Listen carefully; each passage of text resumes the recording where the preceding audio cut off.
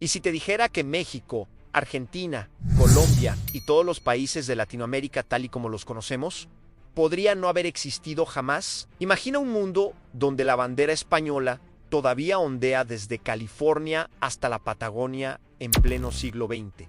¿Cómo sería ese presente alternativo? Hoy vamos a viajar en el tiempo a un pasado que casi fue para explorar qué hubiera pasado si la reconquista española de América hubiera tenido éxito. Estamos en 1820. Las guerras de independencia que conocemos han sido sangrientas y difíciles. Simón Bolívar y José de San Martín luchan por liberar el continente, pero sus ejércitos están agotados y las divisiones internas amenazan con destruir sus sueños de libertad. En nuestro universo, la historia les dio la victoria, pero en esta línea temporal, todo cambia. Imagina que el rey Fernando VII, en lugar de enfrentarse a una revuelta liberal en España, consigue el apoyo de sus colegas monarcas europeos. En el Congreso de Viena, potencias como Francia, Austria y Rusia, aterradas por las revoluciones, deciden que la independencia de las colonias americanas es un mal ejemplo que no pueden permitir. Forman una santa alianza, no solo de nombre, una alianza de acción. Así, en lugar de quedarse solo, el rey español recibe un apoyo masivo, tropas francesas veteranas de las guerras napoleónicas, barcos de guerra austriacos y financiamiento ruso. Un ejército expedicionario formidable, mucho más grande y mejor equipado que el que existió en la realidad. Cruza el Atlántico. Este no es el pequeño contingente de Pablo Morillo, es una fuerza abrumadora. El desembarco se produce en Venezuela y el Río de la Plata simultáneamente. En el norte, las fuerzas de Bolívar, desgastadas tras años de lucha, se ven superadas por la disciplina y el número de las tropas europeas. La batalla de Carabobo, que en nuestra historia selló la independencia de Venezuela, aquí se convierte en una masacre para los patriotas. Bolívar, acorralado, se ve forzado a huir, quizás al Caribe o incluso a Estados Unidos, convirtiéndose en una figura trágica del exilio. Mientras tanto, en el sur, San Martín enfrenta una situación similar. A pesar de su genio militar, el ejército realista, reforzado con tropas europeas, detiene su avance. El cruce de los Andes, una hazaña épica, se convierte en un esfuerzo inútil. Las Provincias Unidas del Río de la Plata,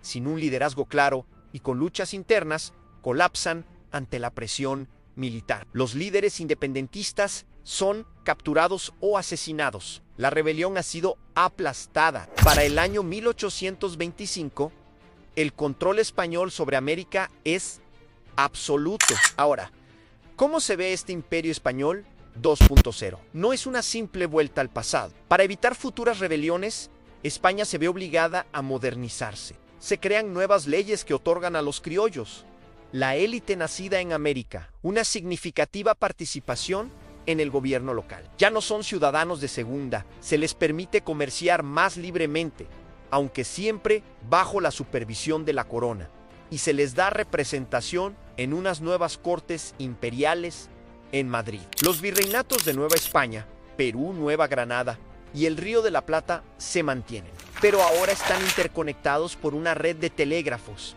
y más tarde ferrocarriles financiados con capital europeo y construidos para mover tropas y recursos rápidamente. Piensa en el Imperio Británico en la India, pero a la española. Las ciudades como México, Lima y Buenos Aires crecen, pero como centros administrativos coloniales, no como capitales de naciones independientes. En el aspecto cultural, la influencia española se solidifica. El español es la única lengua oficial y de prestigio, y las culturas indígenas, aunque persisten, son aún más marginadas que nuestra línea de tiempo. La educación sigue el modelo español, y las universidades americanas se convierten en centros de pensamiento leal a la corona. No hay un boom literario latinoamericano como el que conocemos. No existirían Gabriel García Márquez, Jorge Luis Borges o Mario Vargas Llosa escribiendo sobre la identidad de sus naciones, porque esas naciones no existen. El arte y la literatura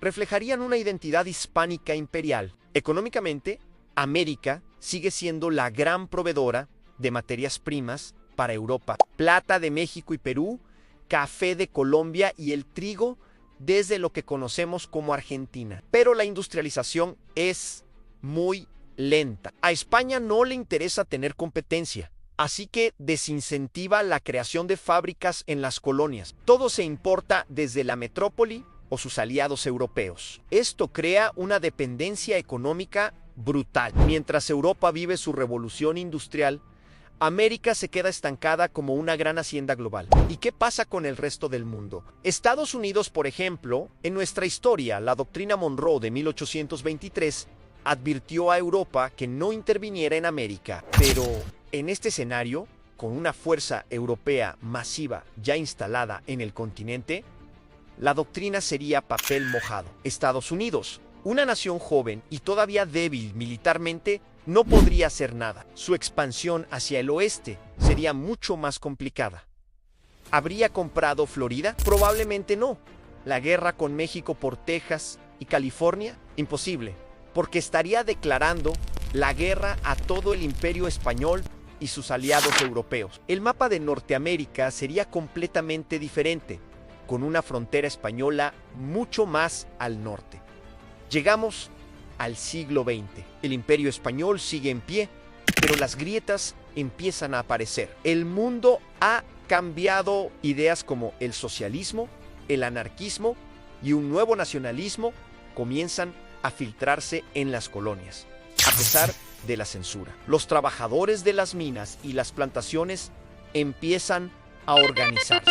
La clase privilegiada nacida en América, los criollos, aunque tiene más poder que antes, sigue sintiendo que Madrid toma todas las decisiones importantes. La Primera Guerra Mundial es un punto de quiebre. España, probablemente neutral pero simpatizante de las potencias centrales, ve su comercio interrumpido y su poder militar cuestionado. Al terminar la guerra, el principio de autodeterminación de los pueblos, defendido por el presidente estadounidense Woodrow Wilson, resuena con fuerza en América. Surgen nuevos líderes, inspirados no solo por Bolívar, sino quizás por figuras como Gandhi en la India. Estos nuevos movimientos independentistas no serían necesariamente militares. Podrían usar la desobediencia civil, las huelgas generales y la presión política internacional. Imagina protestas masivas en la Ciudad de México o Buenos Aires, exigiendo no solo reformas, sino la independencia total. La respuesta de España sería probablemente brutal,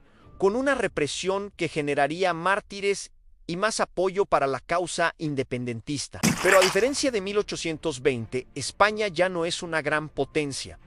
Está debilitada y aislada. Sus antiguos aliados europeos están destruidos por la guerra o tienen sus propios problemas. Estados Unidos, ahora una superpotencia, vería con muy buenos ojos la fragmentación de su rival imperial en el sur. Así, la independencia de Latinoamérica llegaría, pero casi un siglo después, quizás en los años 30 o 40, pero no serían los mismos países. Las fronteras habrían sido trazadas por la administración española, no por las guerras de independencia. Quizás tendríamos una gran Federación de la Plata en lugar de Argentina, Uruguay y Paraguay, o una República de Nueva Granada que incluiría Colombia, Venezuela y Ecuador. Los nombres, las banderas, los himnos, todo sería diferente. Estas nuevas naciones nacerían en un mundo muy distinto. En la antesala de la Segunda Guerra Mundial o la Guerra Fría, su desarrollo industrial sería tardío y complicado. La herencia de un siglo extra de colonialismo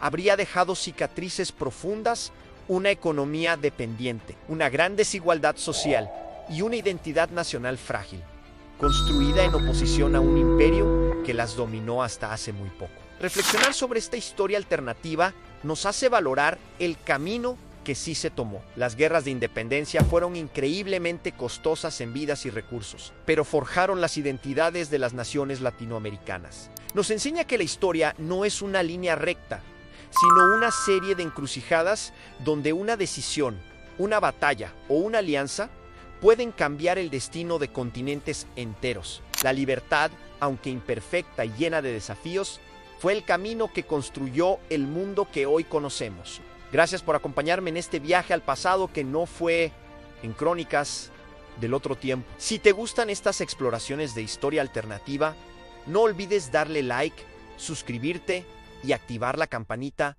para no perderte ningún video. Nos vemos en la próxima.